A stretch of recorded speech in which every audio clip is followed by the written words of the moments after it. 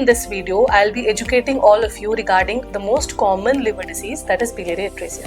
Very first question people ask me is a liver disease possible in the pediatric age group? So when we actually start counseling them regarding this, their acceptance will be very low or poor because of lack of awareness. So what I would like to tell you is it is very much possible in the pediatric population, just like as we see in the adult population. But the spectrum of diseases are totally different, which is usually diagnosed immediately after the birth of the child or within the first 3 to 4 months.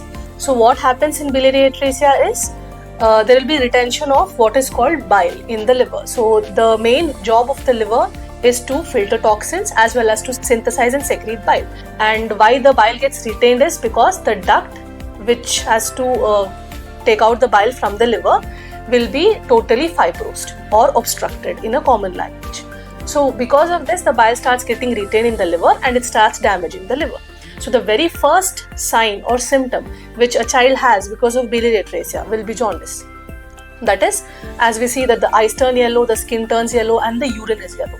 So we have to carefully look for diaper staining because of yellow urine, and the stools or what we call the motion will be pale or pale yellow. It can either be white or it can be lighter shades of yellow.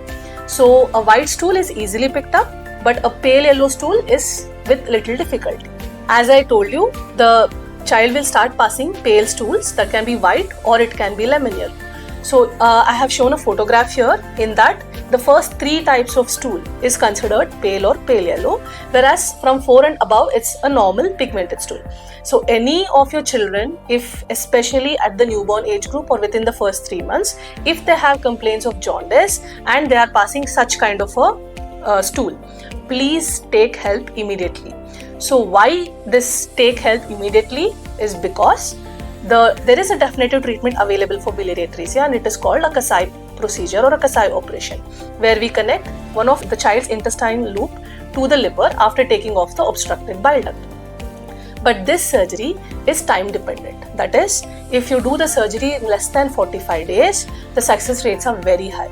But if you do it after 90 days, the success rates are very, very, very less. So we want you to be aware of these signs and symptoms so that you can get your child as early as possible to a pediatric hepatologist, and we will be able to help you. And one more thing which I want to highlight is that in this disorder, none of the medications work. So instead of wasting time on medications as well as on some other therapies like complementary alternative medicines, it is better you get your child here early when you notice the signs and symptoms. So whenever you actually notice these symptoms in your newborn or in the first 3 to 4 months of life, it becomes very important for you to seek early care so that we can offer your child the best possible therapy. Because if you delay this, then your child has to probably only go to towards a liver transplantation, which obviously even everyone wants to prevent.